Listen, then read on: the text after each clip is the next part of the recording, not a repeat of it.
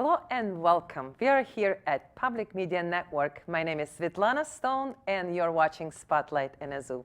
For tonight's show, we have our special guest, Samuel Nalangira, international artist and music instructor, here tonight to talk about how his life work is impacting our local communities in West Michigan.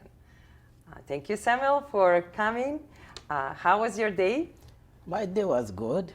It was great. We are eager to learn about you and how you found yourself in Kalamazoo. Could you please tell us about yourself? Yeah, so I first came here last year in 2018, January, with the youth. It's a group of youth. It's called Dance of Hope. They are from an organization. It's called the Emily Sada. That organization helps kids, gets kids from street, and they give them education, and also some are being given where to sleep and food or whatever. So when I came with that group here, we spent 4 months on the tour. Then we went back last year, April. Then we came back in October last year. Then that's when for me I remained here, and for them they went back. And I taught those kids for 6 years, sorry. Then I was like, now you've learned enough, so this is my time to stay here. Then when I stayed in the US, I decided to stay in Michigan, in South Haven. It was October. Then from there, I started getting some shows. Then I got a show here in Kalamazoo. It was at K College.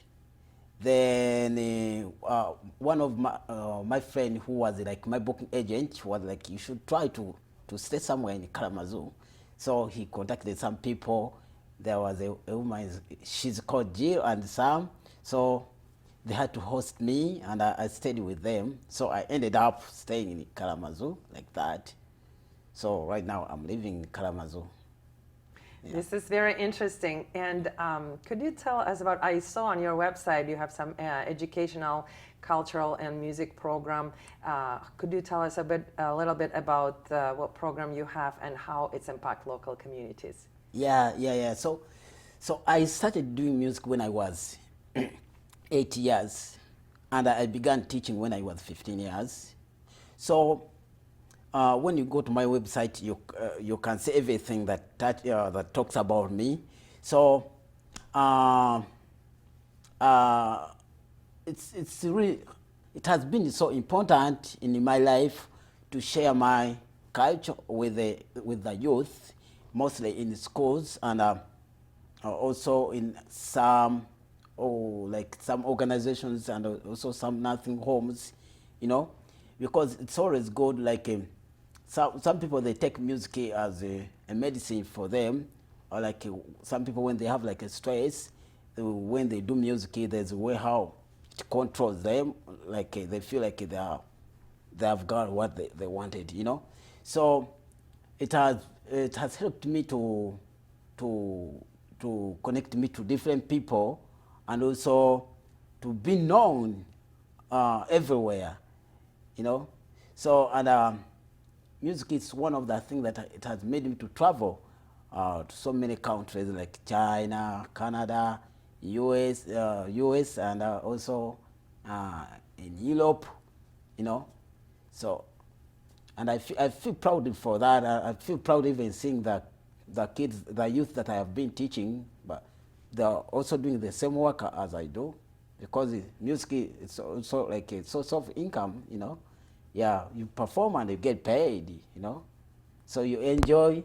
And another thing which is really fun about music, I come to you, I play for you my instrument while enjoying, and at the same time you are going to pay me for that, But how your program that you're doing for youth, do you see how does that impact the children that you work with? How they like to do what you offer them? Yeah, it has given them a very good starting for their life. One, once we get those kids, once we give them music, they get free bursary to school, because we find that some schools, when they need kids who are really talented, so when they have that talent, they get free bursary.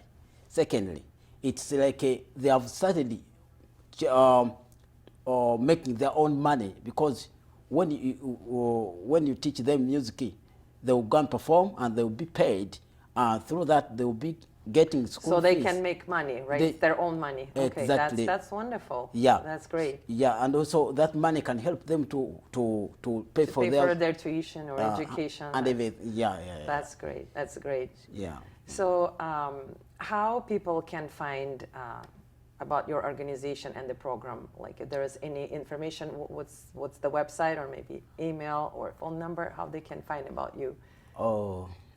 For me, they can just go to my website, www.samuelnalangira.com. That's all. But the organization that I worked with, which is Emily Sada, you can just go. You have a website, Facebook? Yes, I have a Facebook. What's the name of this? Oh, it's the same, Samuel Nalangira. So people can connect you through the Facebook and your website. Twitter. They can go to Instagram, YouTube. Okay. Also, my music, it's there on Spotify, iTunes, YouTube, Google, and everywhere. Yeah.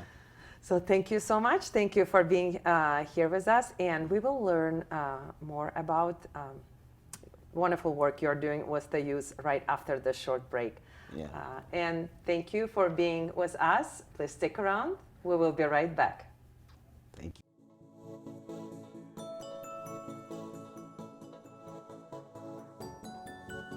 My name is Sandy Bremer, and I'm a guest host today. And I also have another great friend with me. This is Jeremy Koch from Farmers Alley Theater, and we're here today to talk about a book called Frog and Toad Are Friends. The book club started out with a tribe called Bliss, and it was about a year ago that I started this journey on Facebook, building my business organically through social media. And so I put on Facebook that I was going to read this book, and one of my friends, Takesha Johnson, she's a local here, she said, "Wendy, why don't you have a book club?" And I'm like, "Oh, that sounds fun." When I first heard Jan say, "We're going to have a book group," I thought, that's not for me. And here I am, loving every time we get together. And she's our leader. Yes, she is. Excellent leader. Yes. When we decide who's going to come into the book club, which we haven't had a new member in a while, everybody has to agree on it, because you have to be comfortable. Because if somebody's going to shut down because they don't feel comfortable sharing their information with someone, then we don't want that to happen and change the dynamics of what's going on. We do have the motto, whatever happens in book club stays in book club. Okay, I love it. And I love you guys. Now, what happens at the book clubs? What do you guys do? You submit the What happens at book club stays at book club. I'm hearing that by so many different clubs. Because books. We are having an amazing time with Marywood Place Book Club. We are having fun here on the scene, but we have to get right back to your current books. You have Ruby is one of the books you're reading, and we'll talk about the last one later, but tell us about Ruby.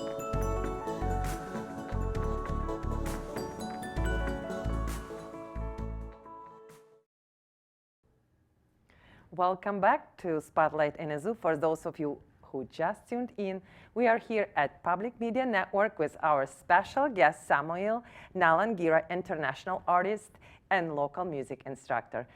Thank you for being here with us. And we are excited to hear about how all your travels affect your own music and how you teach. So, which location, you known internationally, you travel a lot, and which location of your travels did the music mostly influence your style? I would say U.S. U.S.? Yeah, because interesting. Most of the countries I've been going to, I was not spending there so much time, but the reason why I would say U.S. because it has, I have seen so many people playing my music even on the radios, people singing along with me on my performances.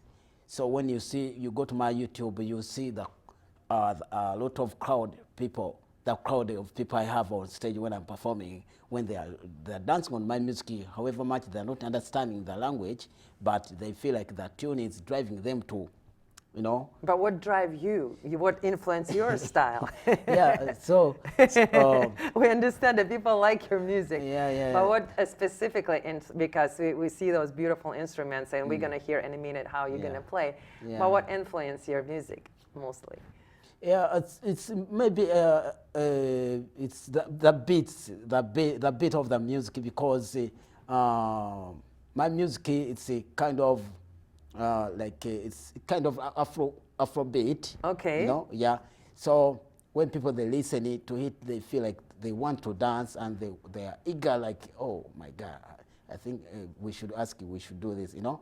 So maybe because of the beat, and we in Africa we've got so many beats, you know, of like we have like a Afrobeat, we have Kadonkamo, we've got a lot of, you know, and you know, the way we play our music is totally different, and we just play by ear.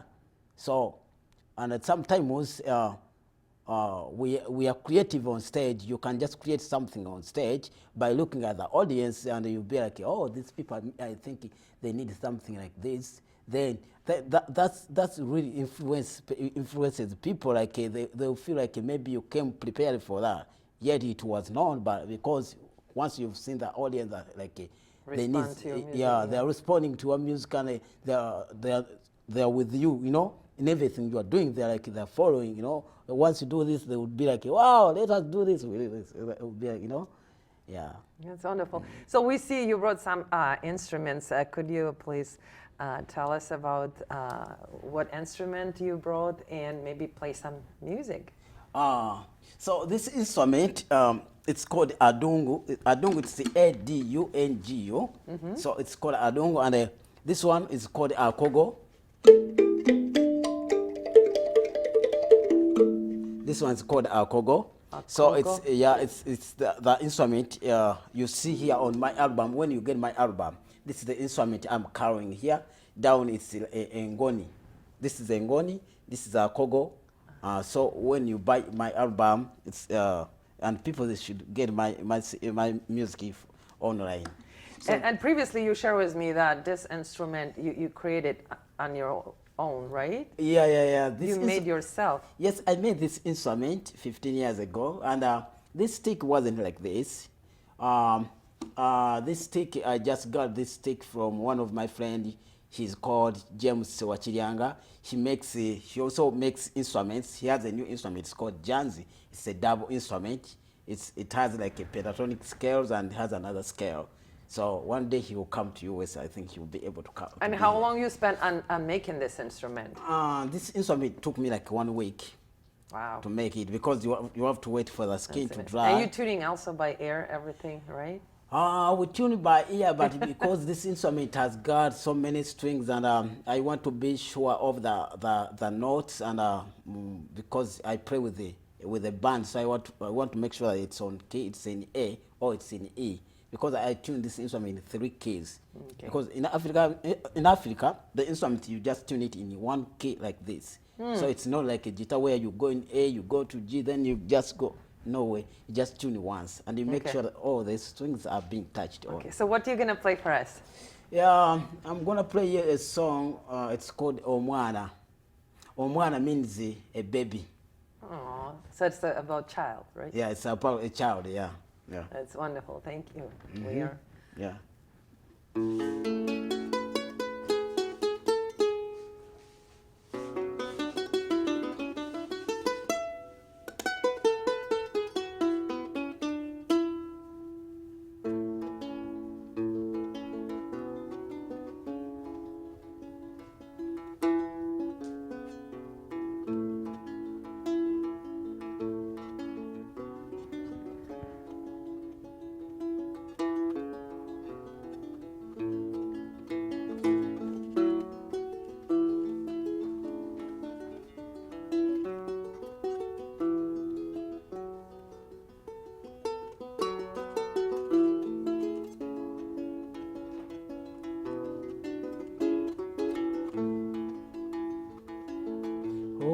omwana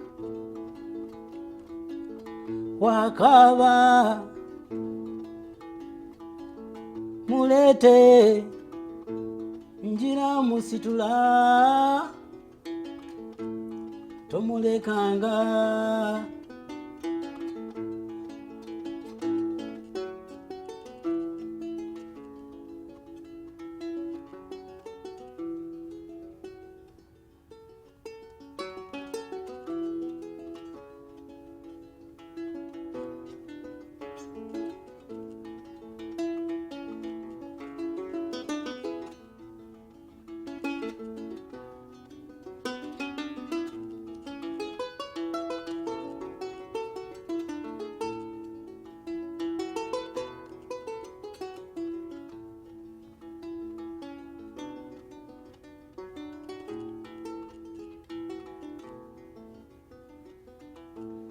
omwana akaba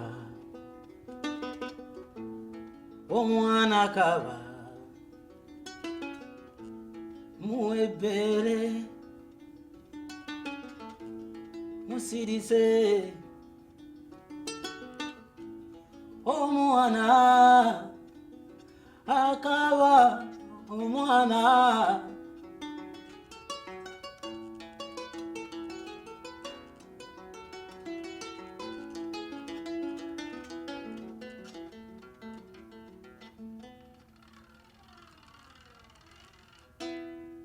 Wow, that's great. Thank you. Thank you very much. That was very beautiful.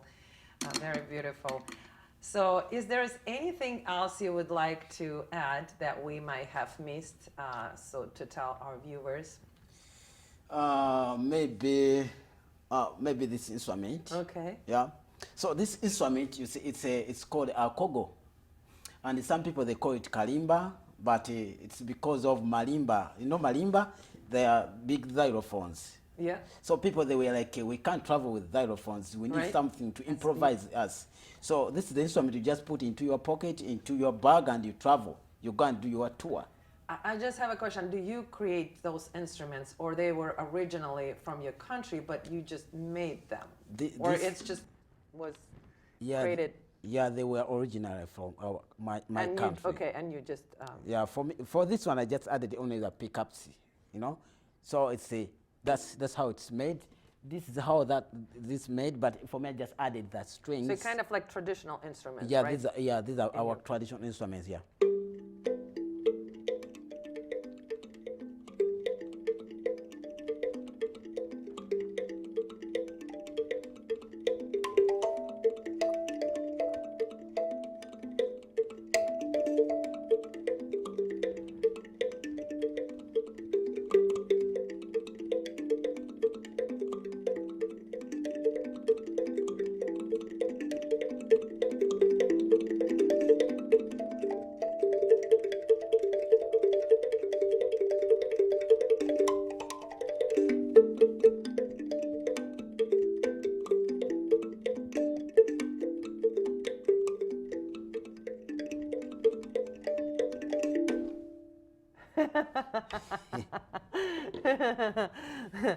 That's great. Thank you so much. It was beautiful. welcome. It was very beautiful. And thank you so much for being with us tonight. I really enjoyed to learn about you, about great job that you're doing for children and youth, and learn about your instrument. It's amazing. Thank you so much. You're welcome. Thank you. So, well, this concludes this month's edition of Spotlight in a Zoo. We are so thankful that Samuel find time to come and share with his talents and work. If you would like to learn more about him, please check this information below. And if you know someone or would like to be on our show, please contact to Public Media Network. Thank you for watching us, and see you next time.